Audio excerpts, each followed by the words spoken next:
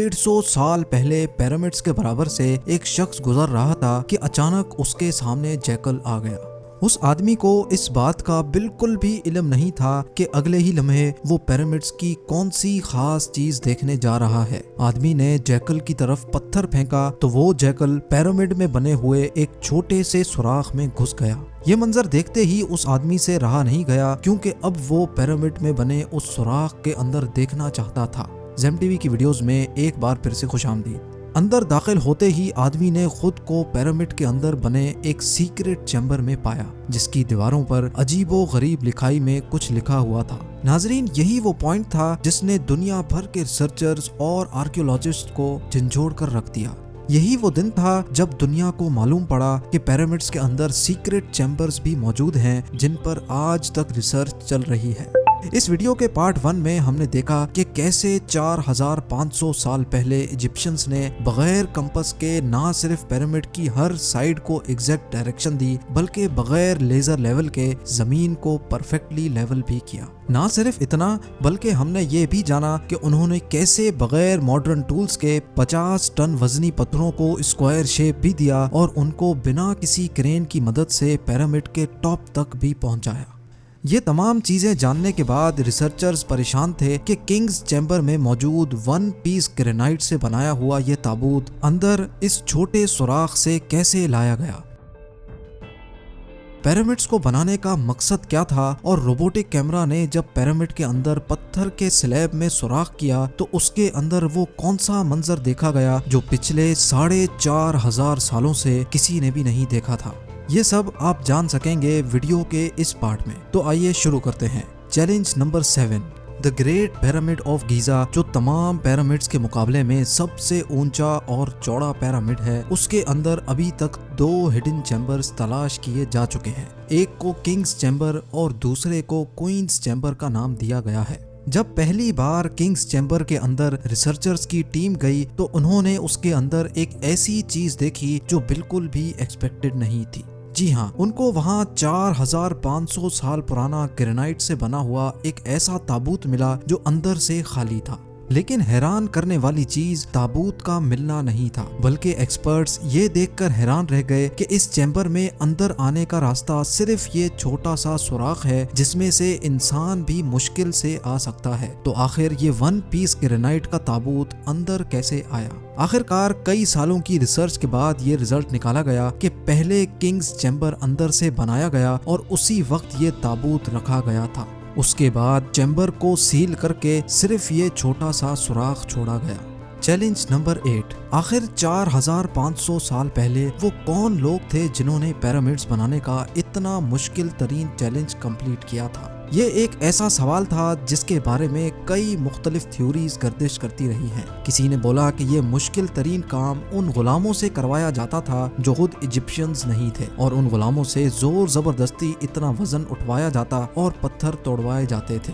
کبھی یہ بات سننے کو ملتی ہے کہ ہزاروں سال پہلے ارتھ پر ایلینز آئے تھے جو یہ پیرامڈز بنا کر واپس چلے گئے۔ لیکن ایکسپرٹس نے کئی سالوں کی محنت کے بعد کچھ ایسا ایویڈنس تلاش کیا ہے جس نے یہ تمام تھیوریز ریجیکٹ کر دی ہیں۔ جی ہاں، ایکسپرٹس نے جب وہاں ملنے والے ورکرز کی ہڈیوں اور اسکیلیٹن کا معائنہ کیا تو ان کو ایک خاص چیز نظر آئی۔ کچھ مزدوروں کی ہڈیوں پر جوڑ بھی لگے تھے اور کچھ کی سرجریز بھی ہو چکی تھی۔ ریسرچرز کا ماننا ہے کہ جن لوگوں نے پیرامڈز بنائے تھے وہ کسی بھی صورت میں سلیوز نہیں ہو سکتے، کیونکہ پیرامڈز کی کنسٹرکشن کے دوران ان کی میڈیکل ٹریٹمنٹ بھی ہوتی رہی ہے۔ لیکن پرانے دور میں غلاموں پر اتنی اٹینشن نہیں دی جاتی تھی۔ نہ صرف اتنا، بلکہ ماہرین نے ان اسکیلیٹنز کو ریکنسٹرکٹ بھی کیا، جس سے یہ ظاہر ہو گیا کہ پیرامڈز کو بنانے والے لوگ دکھتے کیسے تھے۔ چیلنج نمبر 9، اب چونکہ یہ ایویڈنس بھی سامنے آ چکا تھا کہ پیرامڈز کو نہ ہی ایلینز نے بنایا ہے اور نہ ہی سلیوز نے، تو اب یہ جاننا باقی رہ گیا تھا کہ آخر کتنے مزدوروں نے مل کر یہ عالیشان اسٹرکچرز بنائے ہوں گے۔ کیونکہ آج کل کے ماڈرن دور میں کنسٹرکشن پروجیکٹس میں انسانوں سے زیادہ مشینز کا استعمال کیا جاتا ہے، اسی وجہ سے اکثر پروجیکٹس 4 سے 5 سالوں میں مکمل ہو جاتے ہیں۔ لیکن ہزاروں سال پہلے نہ ہی ان کے پاس کوئی مشینز تھیں اور نہ ہی ماڈرن ٹولز، تو ظاہر ہے اس وقت پیرامڈ بنانے کے دوران ایک ہی وقت میں کافی مزدور لگے ہوں گے۔ لیکن آخر کتنے؟ ہسٹری سے یہ بات معلوم ہوئی کہ پیرامڈس کو بنانے میں کم از کم ایک ہی وقت میں 1,00,000 مزدوروں کی مدد لی گئی اور یہ مزدور پورے ملک سے اکٹھے کیے گئے تھے۔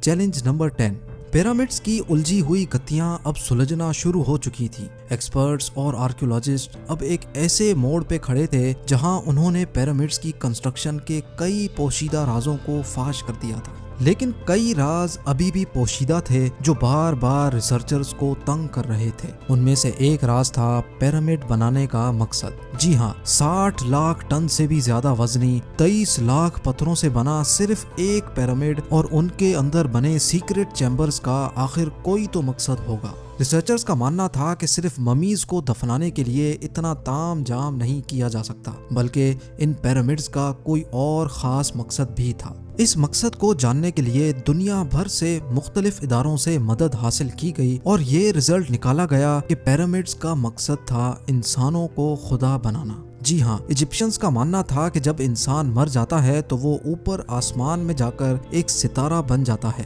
اور مرنے کے بعد بھی وہ پیچھے رہ گئے اپنے ساتھیوں، اپنی فیملی اور اپنی دھرتی کے کام آتا رہے، اس کے لیے اس کو ان پیرامڈز میں دفنایا جائے گا، جو پیرامڈز کی وال پر لکھی ان ریلیجیس لینگویج کی مدد سے اپنا مقصد حاصل کر سکے گا، اور یہی شاید ان کا بلیف تھا۔ لیکن پیرامڈز کا اصل مقصد یہی ہے یا کوئی اور، اس کا ابھی تک کوئی ایویڈنس نہیں مل سکا۔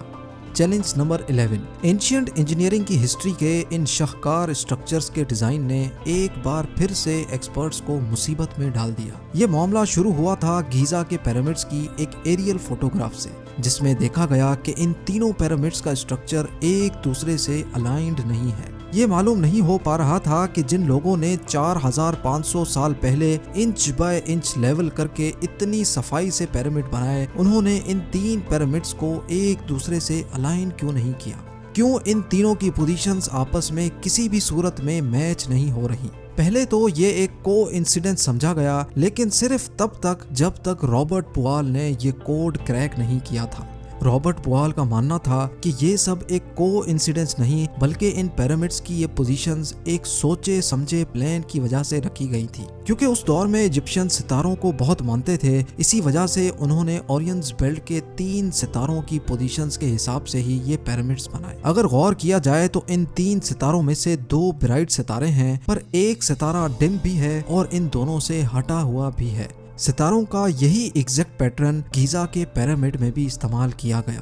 چیلنج نمبر 12، 1980 میں پیرامڈز پر ایک خاص قسم کی ایکس ریز پھینکی گئی، جس سے معلوم پڑا کہ کوئن اور کنگز چیمبر کے علاوہ پیرامڈ کی ٹاپ پر ایک اور سیکرٹ چیمبر بھی موجود ہے۔